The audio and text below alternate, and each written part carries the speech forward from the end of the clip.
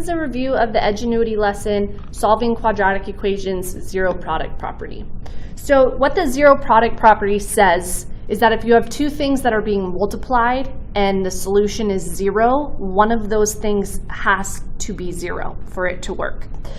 So this first example, it says, what are the roots of y equals x squared minus 6x plus 8? So when it's asking for the roots of this quadratic function, they're just asking essentially, where does our graph, because remember it's a parabola, where does our graph go across the x-axis? And when that happens, that's when y is 0. So when they ask for roots, you just plug in 0 for y. And then what you'll do is, remember, if you ever have an x squared and an x, to solve it, you have to factor.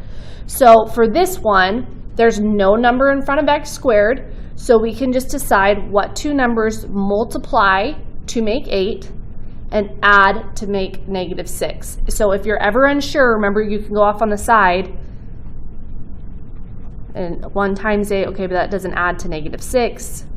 2 times 4, that adds to +6. So what if I do this? -2 times -4 is still a +8, but if I add -2 and -4, I get -6. So that tells us it factors into x minus 2 and x minus 4. So before, when we were factoring, this would just be, you would just do that and that would be the answer. But since it equals 0, we have to solve for what x actually is. So we have to say either x minus 2 has to be 0 for this to be true, or x minus 4 has to be 0. So if we add 2 to both sides and then add 4, we will get that the solutions here are x equals 2 and x equals 4. So for the second example, it says, what are the solutions of 3x squared plus 14x plus 16 equals 0? So on this one, that we already have it equal to 0, we have an x squared and an x, so we have to factor to solve it. This one is different though. We can't just do what multiplies to 16 and adds to 14 because we have this 3 in the front. So I know they do an x method. I'm going to show you the way that I usually do it, which is the AC method. So remember, this is A, B, and C in our quadratic functions. So we do A times C. So 3 times 16,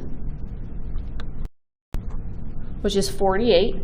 And then what we have is decide what two numbers multiply to 48, but add to this middle term 14. And that would be 6 and 8. Okay, so now, this doesn't mean that we just put it right in the parentheses. This tells us how we're going to split up the middle term to do factor by grouping. So 3x squared plus 6x plus 8x. So see what I did? I just took that 14x and split it into 6 and 8. So then once we have the 4 terms, remember, you split it in half, and you decide, what could I divide out of those first two? Well, they're both divisible by 3, and they both have at least one x on there. So I'm going to take out a 3x, and that leaves me with x plus 2. And then you look at the back two. Out of 8x and 16, the biggest thing I can divide out is a positive 8. 8x divided by 8 is x. 16 divided by 8 is 2. Remember, if these don't match, then you've probably messed up somewhere. So if I pull out the x plus 2's, if I factor that out as well, I'm left with 3x plus 8. Okay, so now we've factored it. Remember, it equals 0 though, so either x plus 2 had to equal 0 or 3x plus 8 had to equal 0. So on this one, subtract 2. On this second one, subtract 8. And then divide by 3. -8/3. Just as a reminder, these are all x-intercepts of these parabolas. So this is a parabola that opens up, and where it crosses the x-axis is going to be at -2 and -8/3. I guess this would be -8/3 and this would be -2. So those are the two spots that they would go across our x-axis there. Here, this parabola, it has x-intercepts at 2 and 4. There are some questions on the quiz where they ask you what the x-intercepts of the graph are, and that's, you're just going to solve it like this, but they might write it as the actual ordered pair 2, 0, and 4, 0, if they're asking for an ordered pair where it crosses the x-axis.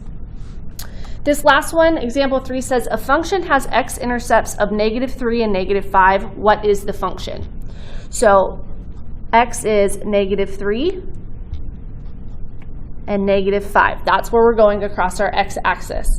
So what we need to do to come up with a function is we need to write them as factors, so kind of undo the solution part, and then multiply them together. So for example, I want this to equal 0 again. So this is my first factor, x plus 3.